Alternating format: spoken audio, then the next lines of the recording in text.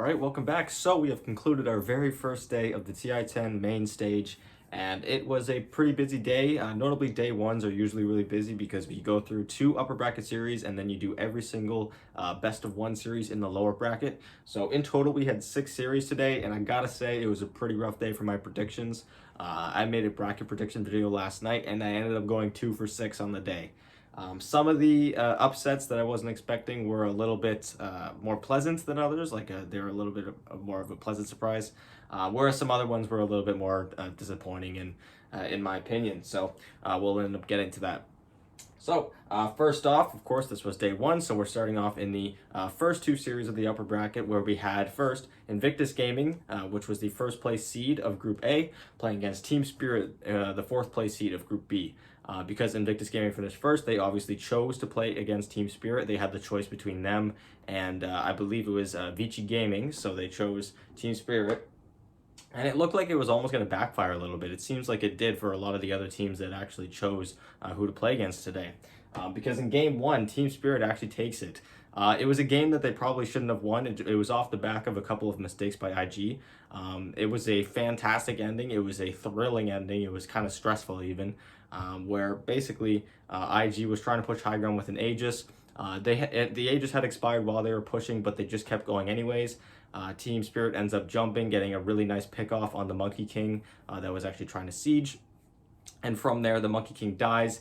Team Spirit immediately then smoke into the Invictus Gaming jungle, and they get a full-on team wipe. It was a rampage from Yataro's Morphling with the DD rune. I think they said on the panel that it was the 5th ever rampage on the TI main stage, so that was pretty incredible. And what in dramatic fashion. It was a comeback rampage that ended up winning them the game. Like, they legitimately won within a minute of that rampage.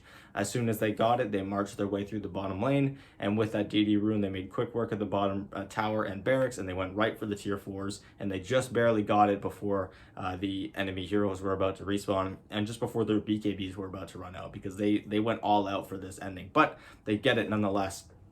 So I've gone ahead and marked it with a red star. The red star basically just shows all of my favorite matches of the day, some of the most intense matches of the day. And there were quite a few actually, so if you see any of them around the video, just feel free to check out those videos, but if you don't want me to go ahead explaining it beforehand. But yeah, this was definitely one to check out. However, Invictus Gaming would start to get their foothold in game two. It did take them a while. Team Spirit got off to yet another fantastic start to the game. They have just been one of the most aggressive teams coming out of the laning stage. But Invictus Gaming keeps their composure. They sort of regroup themselves, and they end up actually taking the game. They turn the tides a little bit. It does end up being a little bit of a longer game, a lot of back and forth. Of course, there's a lot on the line. If Team Spirit wins this, then they upset Invictus Gaming and send them to the lower bracket. But again, like I'd mentioned, Invictus Gaming staying composed. They end up winning that one in 48 minutes, 55 seconds with a score of 28-16. And now we're heading into game three off the back of two pretty good games. Game one, super intense. Game two, pretty long, pretty back and forth, a little bit of a comeback in the early game. So what's in store for game three? Well, game three was pretty one-sided. It was kind of a little bit of a disappointing ending to a series that was pretty fantastic to that point. But yeah, it just kind of showed the dominance that Invictus Gaming had over Team Spirit. It was very one-sided. And funny enough, even though this game was very ugly, it was not the most one-sided game today. Well, we'll get to that. But this was basically just off of I think it was a little bit of a drafting error, where Team Spirit kind of drafted a really early game tempo lineup against a Spectre Storm Spirit lineup, so they knew that they really had to put the pressure on early, and they just were not able to find kills. They just did not have the damage. Every time they tried to go and initiate on usually JT's Mars, they just didn't have the damage, and whenever they did, they had to use the entire thing on him, and Invictus Gaming would just come back and team wipe them. There was a lot of team wiping this game. Invictus Gaming was definitely taking their time with this one. They didn't want to throw it like game one. They knew what was on the line if they had lost this. So they really took their time, which is why it ended up taking over 40 minutes to end, despite the fact that Invictus Gaming was pretty much team wiping Team Spirit every couple minutes for since about the 19-minute mark. So yeah, Invictus Gaming takes that one. Overall, through the entire series, whoever had last pick actually won this one. Invictus Gaming had Dire on every game. But yeah, it's the second pick that ends up winning every single series, every single game.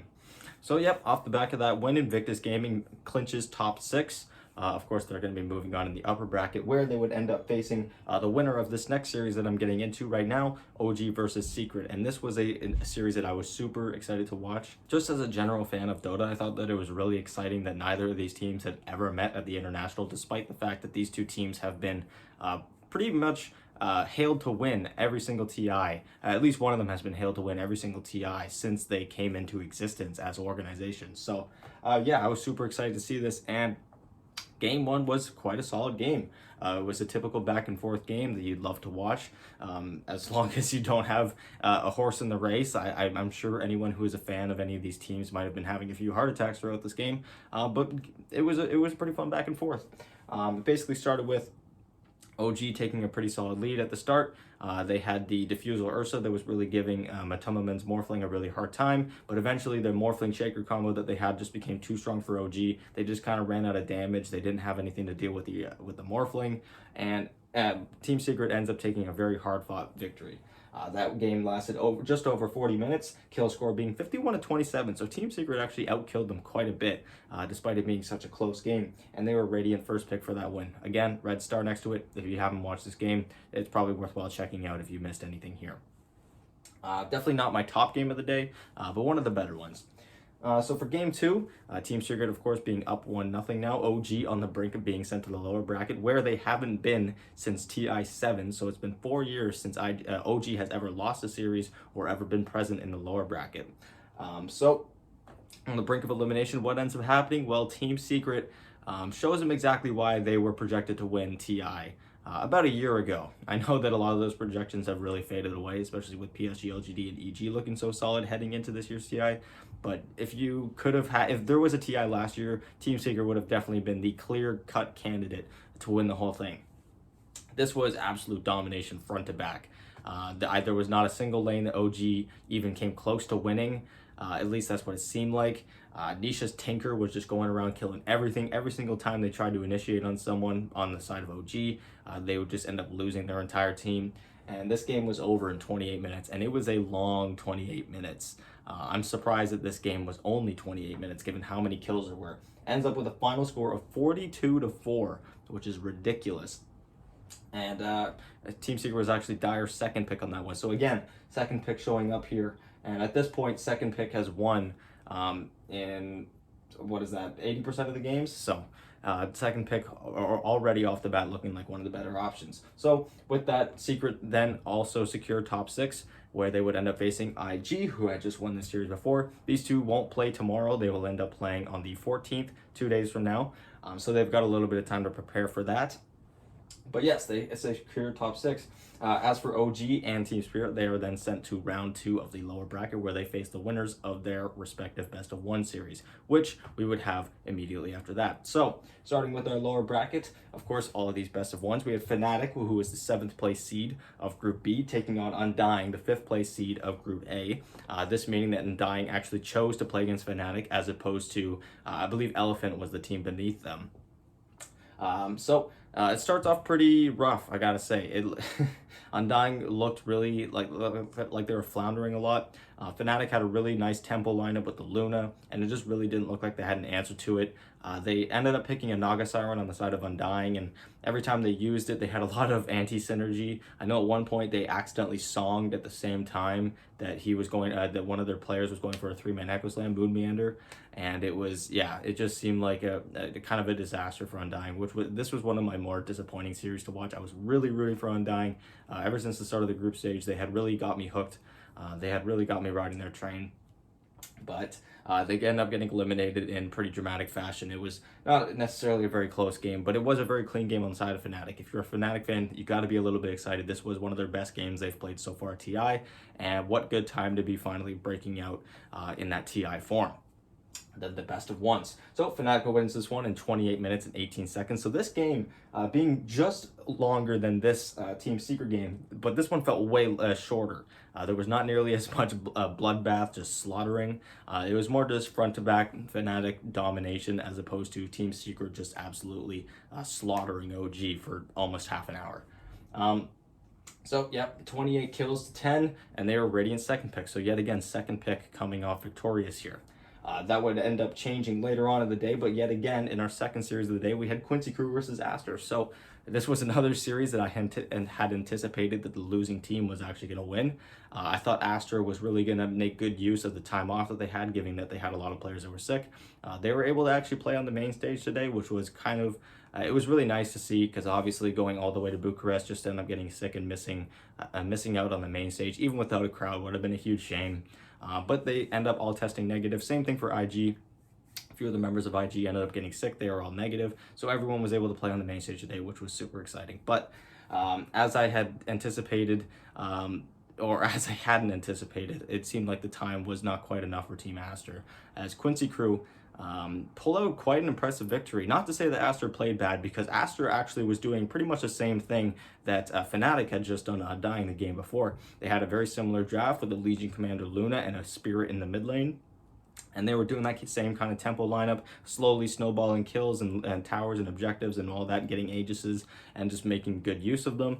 But it was actually Leslau's Nature's Prophet for Quincy Crew that I think it was the real MVP of this game. Every single time Fnatic was going for an objective, he was pushing the other side of the map, taking objectives of his own.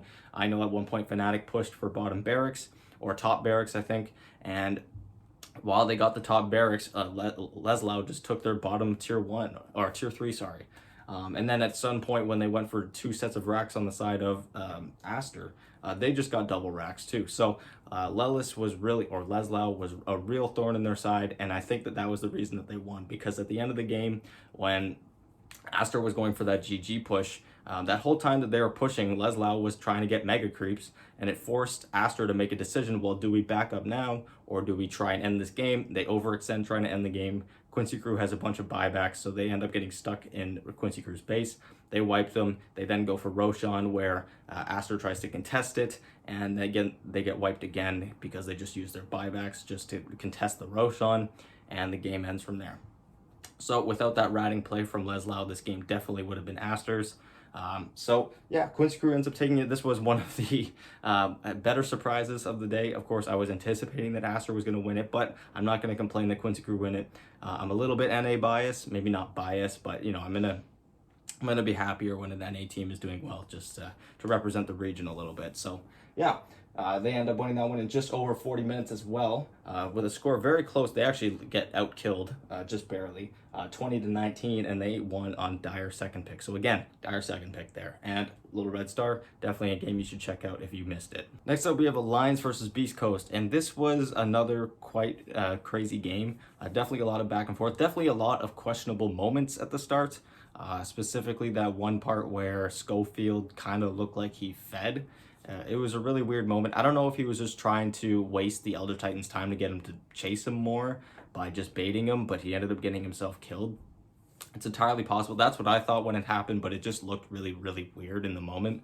But regardless, Alliance get off to a really strong start in this game, which I was kind of surprised about. I just had talked about a lot how Beast Coast was really a team that thrived in the chaos of a best of one. They were a team that was really unpredictable, and I gotta say their laning stage was pretty unpredictable. It looked really, really weak, but they managed to come back. They do have the Hector playing a farming hero. He's playing the Sven, so at one point he just gets a lot of damage, a lot of BKBs. All of a sudden, Alliance has a real problem with this Sven. Which they ended up getting a good lock on. Nico Baby was playing a Spectre, who arguably is just as strong as a late game carry as Sven, but they also had Limp playing a mid Lina, and once he got the Scotty, you could just tell that this Sven's game was just so difficult. Every time he tried to run around and chase the Lina, she would just hit him once with the Scotty hit, and he just couldn't move anymore. So at the end of the day, I really think that itemization from Limp is what won them the game. Also, just a lot of really clutch plays by S4. He really clutched up. And it's a damn shame because Beast Coast did play a pretty clean game past the laning stage, but they just didn't have the answer for all of Alliance's heroes, so they end up getting knocked out a little bit early. Again, another prediction that I ended up getting wrong. Like I said, I only got 2 of my 6 right, so hopefully you guys didn't follow my predictions. I know I did them pretty late, so maybe that was an advantage to you guys that you didn't copy them. So yeah, Alliance ends up moving on. They win in just under 44 minutes. They win with a total kill score of 44-19, and they win on Radiant first pick. So again, first pick popping up just barely there. At this point, we have, I believe, 7 or 6 second picks to 2 first picks, so that's a 75% win rate for second pick. So I think last pick is definitely just just the better pick in general in this tournament. So yeah. And finally, our last best of one that just finished just before I'm recording this. We have Evil Geniuses, the 6th seed from Group A, playing against Elephant, the 8th seed of Group B. This was a this was another series I was really anticipating watching because I think both of these teams kind of underperformed. One, Evil Geniuses being more underperforming in the moment. They had really outdone themselves through the entire year, but then they got to the group stage and they kind of floundered a little bit. Whereas Elephant is a team that has been struggling since they kind of came into the DPC. They missed out on both the majors, and then they finished bottom of their group almost. Granted, they were tied with a few teams, and so they, just because of tiebreaker rules, they ended up finishing 8th. But regardless, it was definitely not where it's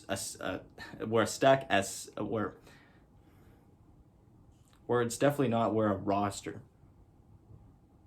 It's definitely not where a roster as stacked as theirs should have been finishing. So it's really unfortunate that these two teams had to meet so early on in the tournament, but in a very hard-fought battle, in a very intense game, Evil Geniuses ends up edging it out. It was very, like I said, it was very intense, a lot of back and forth. A lot of clutch plays from some players on Evil Geniuses. Notably, I think Ice had a fantastic game. He was just giving Somnus a really hard time on his Storm Spirit. Every time he was showing on a side lane, he would just walk up to him out of the bushes with his silence up, and he just couldn't do anything. So Ice had a fantastic game. I think Arteezy played pretty well, given that he had a few deaths near the end of the game, but it didn't really matter because his team was just so strong at that point. So a hard-fought victory for Evil Geniuses. They win that one in just under 40 minutes with a total kill score of 41-14. So they outkilled Elephant quite a lot, but it was still a really, really close game. It felt like a game that could turn on a dime if just Elephant got the right pickoffs or just got the right fight, but they just never quite got it. Whenever they got a big pickoff, it always came at the cost of the rest of their team. So Elephant going home. And with that, Evil Geniuses, Alliance, Quincy Crew, and Fanatic secure top 12. They will now be playing against all of the losers of the first round of the upper bracket. So Fanatic is playing against Team Spirit, who just lost to IG. We have Quincy Crew playing against OG, who just lost to Secret. And then we have Alliance, who is playing against the loser of PSG LGD versus T1, which takes place at the start of tomorrow. And then we have Evil Geniuses playing against the loser of Virtus Pro versus VG Gaming, which is right after the PSG LGD T1 series. That is going to be another fantastic series. It's just insane to think about how many stacked teams are here. When I was filling out my bracket predictions, it became immediately difficult to continue going and feeling comfortable with every pick I was making because there are so many good teams here. It seems like every single year we have a TI, the competition is just getting better. It's just getting more and more difficult to pick a proper top 6 and really feel happy about it. So yeah, that's gonna do it. We have Undying, Aster, Beast Coast, and Elephant going home on the first day of the TI main stage. Of course, best of ones are very brutal. It was there were a few interviews there that were quite sad. You come all this way just to get eliminated on the first day, but at least you made it to the main stage. You definitely made it as far as or further than many people would ever even dream of doing. So it's definitely a huge accomplishment. I don't think anyone who had their team attending this year's TI should be at all ashamed or anything like that. Every single team that's going home today is a fantastic team. They all finish 13th to 16th place, and they get a total of $600,300 split amongst all the roster. So yeah, that was my review of day 1 of the TI10 main stage. I'm going to be having a preview of day 2, as well as an updated bracket drawn on my other whiteboard. So if you don't want to miss that, please be sure to subscribe, and I will talk to you guys in just a little bit with my preview.